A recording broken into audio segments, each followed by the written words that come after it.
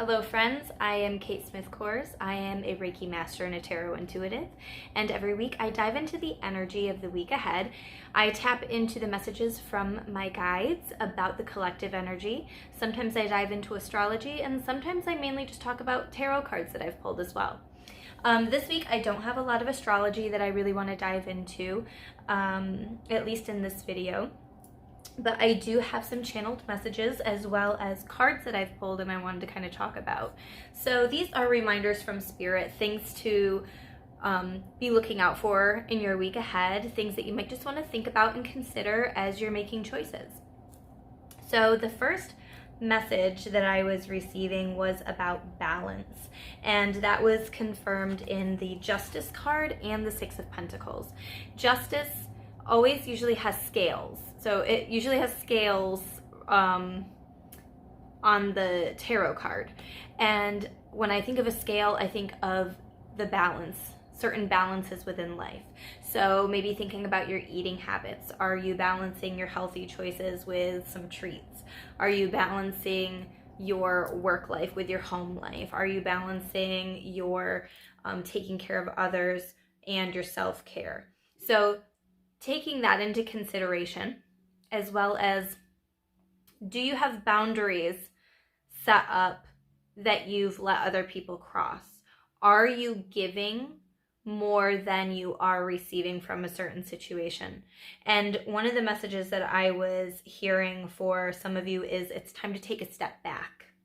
So if there's an area of your life where you feel like you've really been giving a lot of yourself, your guides are telling you, take a step back for a little bit. You've earned that. You've earned a little bit of time for rest, because it feels like some of you might be feeling a little bit of overwhelm. This is the Ten of Swords, and she's reaching out here. She has all these swords coming down, and she's still reaching out to try and grab her broom. And it's like, no matter how much is thrown at some of you, you just keep coming back. You keep coming back. You're going to try again. And there's a point in time where some of you need to determine when enough is enough. So kind of, I don't think that line can be defined, but maybe tapping into that energy of, have I had enough? How can I step back from something and make more time for myself so I can calm down, so I can relax? We also have the Five of Swords, which is pretty chaotic. That can be a little bit of a conflict type of energy, maybe some cattiness. Maybe there's some communication hiccups that you might be running into this week. As tempers might be flaring occasionally, I will say that. So be watching out for being triggered and by conversations that you might have with other people where you might disagree. Know when it's time to step up and speak your truth, and when you need to say they're never going to get it and it's not worth my time. And I think that comes into play with the Six of Cups and the Justice card too. Where is your time and energy being spent? Where's that balance coming in for you? So I also drew a few oracle cards. The first one that I wanted to talk about is called the Oracle's Gift. And I love this. Of course, I love tea. So I love that it's a teacup and has the oracle word in there as well. But the key concept with this card is second sight, clairvoyance, seeing the future, fate as a future determined by the choices you make now, seeing the signs around you, recognizing potentials versus absolute determinism. And I kind of feel that with the King of Wands. I feel like the King of Wands is pretty adventurous and spontaneous and fairly open-minded. I feel like he can see different potentials. It's kind of like he's got his map out, looking around at different possibilities, different options available. And maybe with the Five of Swords, that could be kind of like juggling your options. That could be throwing some ideas out there and kind of seeing what sticks, what ends up feeling the best to you. So also looking at the bigger picture. With a justice card, I feel like it's always important when you are thinking about decisions that you're going to be making, what's in the best and highest good for all. So taking our ego out of the equation, taking just solely the needs of others out of the equation. We have to think about ourselves as well. So it's a balance of both. But, when you're looking for answers from your guides, I feel that it's important to throw in the words, what's in the best and highest good for all. And that might give you a clearer vision of how to approach certain things. So definitely thinking about how the choices that you're making now are going to be playing out in the future. I think that also comes into play with the balance.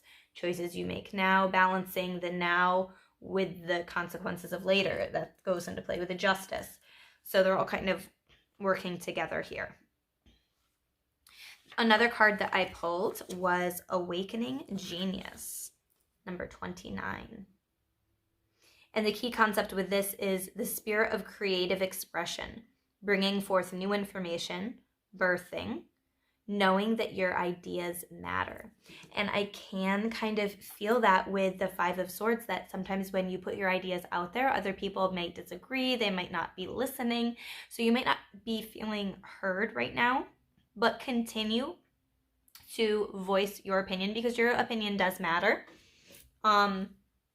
Understand when it's going into the ears of people who are solely in their ego and they're not thinking of the best and highest good for all. So consider that as well. But still don't be afraid to always be looking for new ideas, new outlets, new creative expressions, new information. I feel like I'm always a student. I'm always learning. Then King of Wands, he's kind of up at his board there, pointing at something like teaching the cat. I think that that's super cute. So always be a student. I think that that's always important. So always be looking at the situations that you're in as learning experiences. I think I posted a quote this morning, something about the only difference between stumbling blocks and stepping stones is how you view them or how you approach them or something like that. So, what is this thing in my life teaching me at this moment? How can I be a student of the situation that I'm in? So taking that under consideration as you're moving forward in your week ahead. And one last message that I wanted to talk about is Close Encounters, number 10. And the key concepts here are vulnerability as a strength, letting others see your wounds as well as your strengths, setting healthy boundaries. So setting boundaries was something that I kind of talked about in the beginning. So with the Justice card and the Six of Pentacles, it's about that balance, setting those boundaries in place. So you're making sure that you are taking the time to space yourself out evenly, energetically. You're putting yourself in all the different areas of your life evenly. There's going to be some days, some moments where you need to pay more attention to a certain area, a specific thing, and go with the flow for sure. But overall, maybe do some journaling about what areas of my life have I let my boundaries slip. That would have been really good to do this past full moon. So maybe you've already done that. Maybe you're really starting to work through that, implementing more boundaries. Also, with the spring equinox, that's the time, that was Sunday, and that's all about the new beginnings. So you might be thinking about what new things do I want to be bringing into my life? So maybe what new boundaries do I want to put into place? So this is a good time for doing that. The key concept that I talked about here, specifically when it said vulnerability as a strength, I think that the Ten of Swords and the Five of Swords do a great job at depicting that as well, because there is a little bit of feeling of overwhelm. They're definitely in a more vulnerable position, especially her. But not seeing your weaknesses solely as like a weakness, or don't be afraid to be vulnerable, because I'm sure that there are a lot of people that are in similar situations as you, and there might be something from your situation that they can implement in theirs, something that you might be able to teach them. Maybe it's just simply letting others know that they're not alone in something. So vulnerability as a strength is important. Letting others see your wounds as well as your strengths. So you can't be strong all the time. You can't be bold all the time. You are not a robot. You are not made of stone. You are a human, and you came here for a human experiences, and you're going to have these moments of weaknesses, and that's fine. And it's important that others know that you're not just the face that maybe you're putting on social media. You're not just the stone wall that you've been presenting yourself as for maybe years. So letting yourself be vulnerable, showing your wounds, letting others know how you're truly feeling. So truly expressing your emotions, coming from a really heartfelt place, I feel is going to be really important for some of you on this week ahead, so that others can see maybe why you've acted in certain ways before, and maybe how to move forward. Once you can kind of speak your truth on that, sometimes the path forward becomes quite clear. So those are the main messages that I wanted to share with you this week. There's a couple crystals that I wanted to talk about. Black tourmaline. I just got this massive piece straight from Arizona. Dawn brought this back from her trip, and it's absolutely lovely.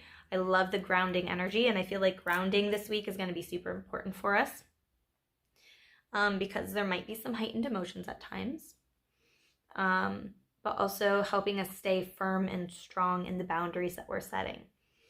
Help filter out the mind chatter, help filtering out some of the negative energies that might be coming from other places. So black tourmaline is always a good one. And then selenite is great for clearing and recharging. I always have this under my Reiki table because it helps clear and recharge the energy after every session naturally. It's good to run this through your aura, through across your body, to help clear and charge and balance your chakras as well. So I hope you all have a beautiful week ahead. I am offering $5 off my Reiki sessions. So those are my in-person sessions. So if you want to book, it's $40 instead of $45 for a 30-minute session. Or for an hour-long session, it is now $65 instead of $70. So if you would like to take advantage of those savings, send me a message or book directly through www.crystallizewithkate.com. Otherwise, I hope you have a beautiful week ahead. I'll see you guys later. Bye.